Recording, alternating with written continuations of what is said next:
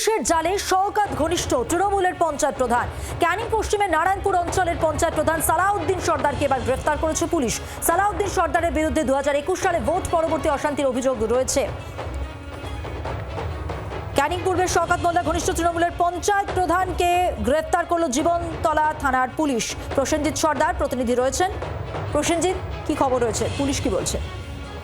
দেখো, এখনো পর্যন্ত প্রশাসন সূত্রে যেটা আমরা জানতে পারছি, এই যে সালাউদ্দিন তাকে প্রধান তাকে কিন্তু গ্রেপ্তার করেছে পুলিশ, এবং সালাউদ্দিন সর্দারকে আজকে রাতে কিন্তু গ্রেপ্তার করে। মূলত 2021-এর যে ভোট পরবর্তী যে হিংসা হয়েছিল, সেই হিংসার কারণে তার নামে একাধিক অভিযোগ ছিল। সেই অভিযোগের কারণে কিন্তু ক্যানিং পূর্ব বিধানসভার জীবনতলা থানা তাকে কিন্তু গ্রেপ্তার করে। এবং যেটা আরো জানা যাচ্ছে যে তিনি সালাউদ্দিন এই সর্দার তিনি কিন্তু শওকত মোল্লার খুবই ঘনিষ্ঠ, কেননা এটা জীবনতলা ক্যানিং পূর্ব যে বিধানসভা আছে সেই বিধানসভার মধ্যেই তিনি পড়েন, এবং তাকে গ্রেপ্তার করা হয়েছে এবং তাকে আজকে আলিপুর আদালতে তোলা হয় বলে কিন্তু আমরা জানতে পারছি পুলিশ। ধন্যবাদ।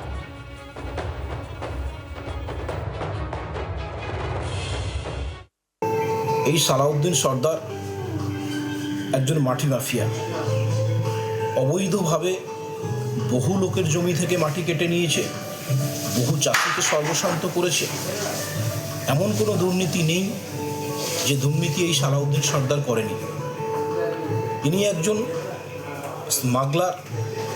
বহুবার ধরে প্রশাসনকে জানিয়েছি, বিগত সরকারের প্রশাসন কোনো ব্যবস্থা নেয়নি। এখন সরকার পরিবর্তন হয়েছে, এই বাংলায় এখন আইনের শাসন চলছে।